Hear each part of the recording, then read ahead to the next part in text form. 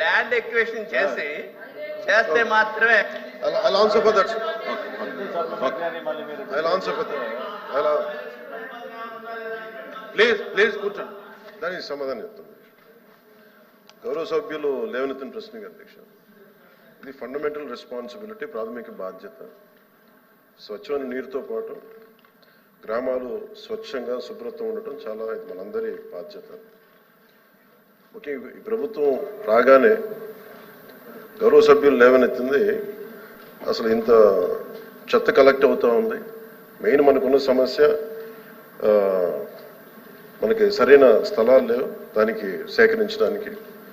వీటన్నిటిని దృష్టిలో పెట్టుకొని మన అధికారులతో కూడా కూర్చొని చెప్పింది ఏంటంటే, ఇప్పుడు మల్టీగ్రేడ్ వాటర్ స్కీమ్ లాగా అసలు మొత్తం మండల్ హెడ్ క్వార్టర్స్గా ఉండి మెయిన్ ఈ డంపింగ్ యార్డ్స్కి సంబంధించి ప్రతి గ్రామం నుండి ప్రత్యేకంగా కొన్ని బండ్లు పెట్టి చెత్తను సేకరణ. ఎందుకంటే కొన్నిసార్లు కొన్ని గ్రామాల్లో స్థలాల సేకరణ కొంచెం కష్టంగా, ఎందుకంటే కనీసం స్కూల్స్కి కూడా సెంట్ భూమి లేని గ్రామ పంచాయతీలు ఉన్నాయి అధ్యక్ష.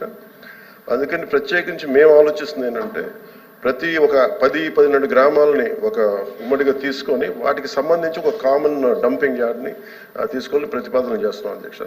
దీన్ని కొద్ది రోజుల్లో మీకు దీని మీద ఒక సమగ్రమైన వివరాలు తెలియజేస్తాం. బట్ ఖచ్చితంగా ఈ సమస్యను గుర్తించాం. ఇది మనందరి బాధ్యత. Will take it forward.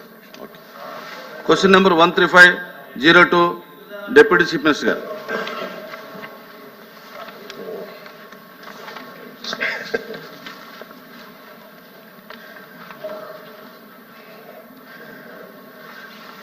ఇది పంచాయతీ భవనాలు 2019-24 కాలంలో పంచాయతీ భవనాలు మరి ఇతర కార్యాలయాలకు రంగులు వేయడానికి సుమారు కొన్ని 4,800 కోట్లు ఖర్చు చేశారన్న విషయం వాస్తవమేనా?